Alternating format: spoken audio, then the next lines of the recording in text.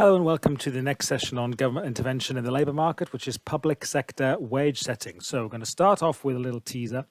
Who do you think is paid more in the UK on average? Is it public sector workers or private sector workers?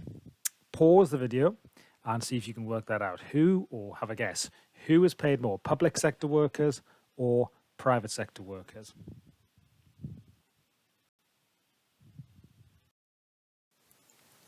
So as the chart here from the BBC shows us, the answer is public sector workers. Well done if you got that correct. So we notice from this chart that the gap between public sector pay and private sector pay is narrowing in the UK. The red line is getting closer to the blue line, but there is still a gap. So on average, public sector workers are paid something like about an 8, maybe 9% gap there between public sector pay and private sector pay. And if we compare public sector and private sector pay growth with inflation, then we can see that since January 2010, neither public sector pay nor private sector pay on average have kept up with the CPI. So in real terms, that means private sector pay and public sector pay both went down in real terms between January 2010 and April 2017 there. And public sector pay has gone down by more in real terms than private sector pay has gone down. So they've both gone down in real terms, but public sector pay has gone down by more in real terms. And really the main reason for this was that the policy of the coalition and then Conservative governments throughout the 2010s until fairly recently has been a freezing of the public sector wage rate, a public sector pay cap. So between 2010 and 2012, it was frozen for all public sector workers earning above £21,000 per year. And then between 2013 and 2017, there was a 1% pay cap. So public sector wage growth could only grow by 1%. That means teachers, nurses, other public sector workers were getting no more than a 1% pay rise. That is a nominal pay rise, not a real terms pay rise, which means that in practice, in real terms, public sector pay was actually going down in that period, as we have seen. So public sector pay is higher than private sector pay. So a little question for you. Why do you think public sector pay is higher than private sector pay? So why is public sector pay higher than private sector pay? Pause the screen and we'll see what you think.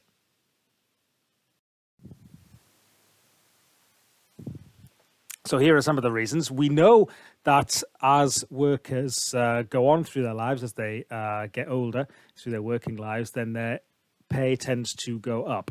And it is the case that the average age of public sector workers is higher than the average age of private sector workers. So it's partly to do with age. The other and possibly main reason is the nature of the occupations, because we're not comparing like with like. We're not comparing them across the same occupation. Public sector occupations are different to private sector occupations, and public sector occupations tend to be more professional, requiring on average a higher skill level, maybe requiring on average higher qualifications, higher academic qualifications, for example. If you go and try and get a job for some public sector organizations like the civil service, the government economic service, for example, then they tend to be some of the most highly qualified and most intelligent individuals in the country. Similarly, the people that work for Her Majesty's Treasury might be in the same category. They're just examples.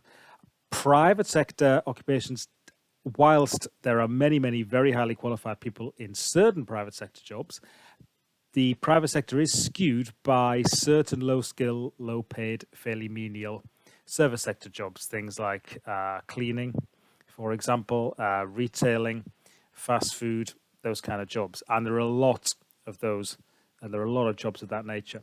So the private sector tends to be skewed by low-skill, low-paid jobs, particularly in the service sector.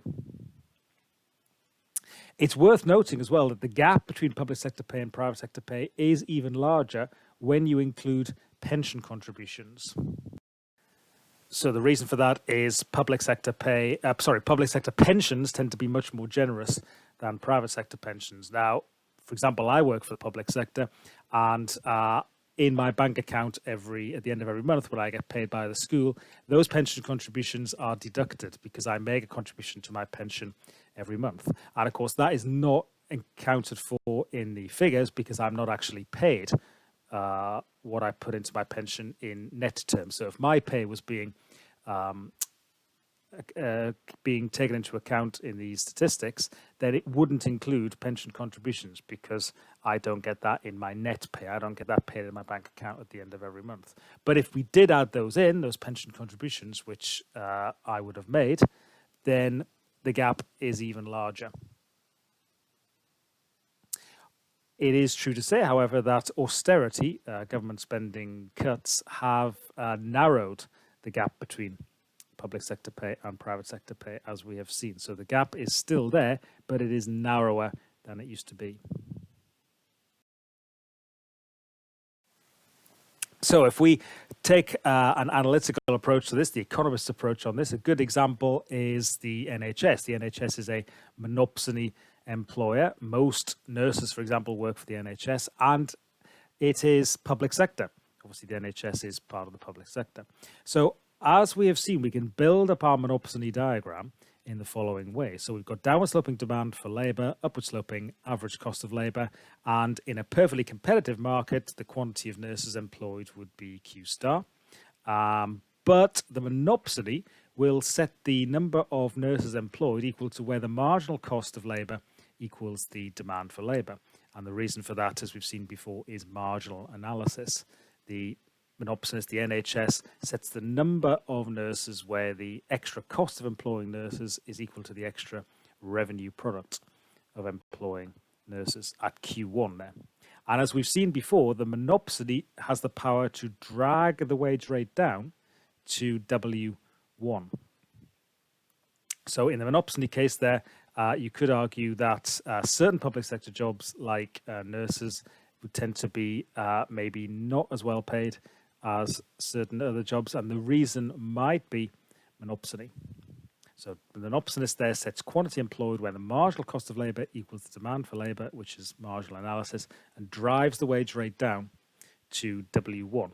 We should say, of course, that the nursing profession is quite heavily unionised. Trade unions negotiate with government for pay of nurses, and you might want to think as an extra exercise about what the impact of a trade union would be on this diagram. So what would be the impact of a trade union on this diagram? So if nurses trade unions were bargaining for higher wages, and if they were successful in campaigning for higher wages for their members, what would the impact be on the diagram? I'll give you a clue. It's a very similar impact to what an impact of a national minimum wage would be, which we've seen in a previous lesson.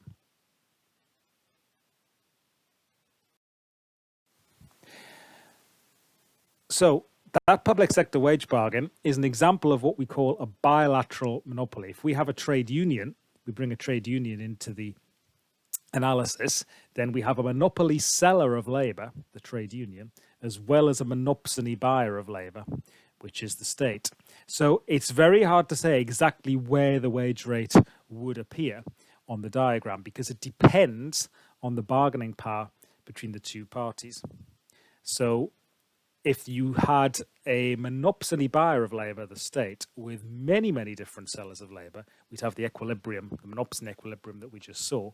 But if we bring in a monopoly seller of labour, the trade union, then what will happen is the wage rate will go above the monopsony equilibrium. But how far above will it go is determined by the bargaining between the two parties. So if nurses' unions, for example, get a lot of publicity, a lot of public support behind higher wages, the government might feel that it is worth giving them higher wages. We've seen in recent months that key workers have been in the news a huge amount, and nurses, of course, are key workers.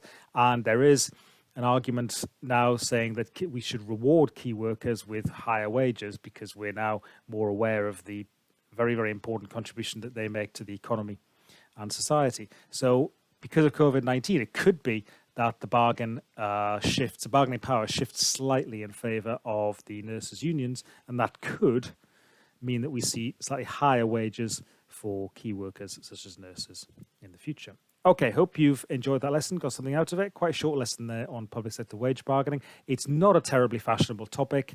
It was more in the news when the syllabus was created back in 2013, 2014. I doubt you'll get a long question on it. There's hopefully more than enough there for you on that topic.